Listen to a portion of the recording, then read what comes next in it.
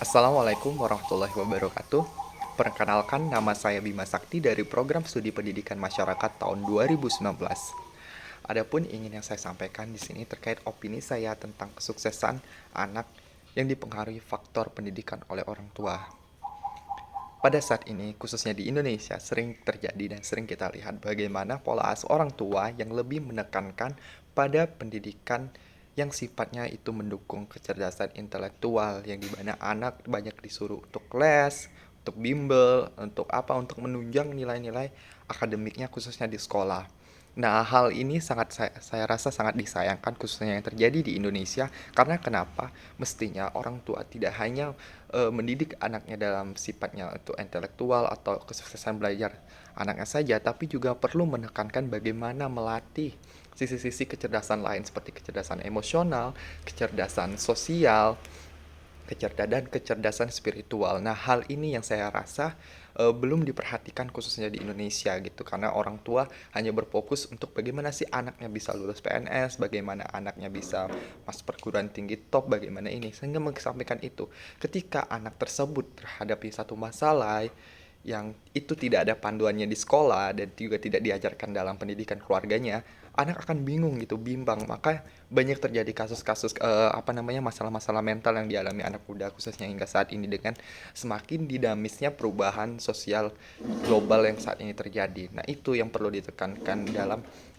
mestinya dalam pendidikan keluarga, bagaimana sih, seperti apa kecerdasan emosional, bagaimana menghadapi masalah, bagaimana menyelesaikan suatu masalah pada sosial, bagaimana kita berinteraksi pada orang lain, bagaimana membangun relasi, bagaimana bekerja sama pada spiritual, bagaimana cara kita mendekatkan diri kepada Tuhan, bagaimana kita merasa bersyukur, agar apa? Agar masalah-masalah mental yang sering terjadi di anak muda ini bisa terselesaikan, bisa bisa teratasi gitu. Sehingga generasi yang tercipta itu tidak hanya berfokus pada pada kesuksesan yang semu gitu kan. Seperti karir atau uang atau harta atau jabatan, tapi juga ada kesuksesan batin gitu yang tercapai gitu, sehingga ketika kita mencapai suatu titik akan ada rasa cukup terus pada diri kita, sehingga rasa stres atau masalah-masalah lain yang timbul dalam diri atau permasalahan anak muda yang disebabkan oleh pendidikan keluarga ini bisa terselesaikan gitu.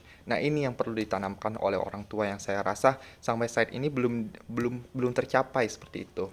Karena mungkin juga dipengaruhi faktor-faktor dari pendidikan zaman dahulu yang mana masih terbatasnya informasi mengenai apa sih kecerdasan emosional, apa sih kecerdasan spiritual, apa sih kecerdasan sosial, itu yang masih terbatas. Nah, dengan arus informasi dan globalisasi saat ini, saya rasa sudah banyak informasi tentang pendidikan-pendidikan yang lainnya seperti itu. Nah, itu yang mestinya perlu dikembangkan oleh masyarakat khususnya di Indonesia gitu.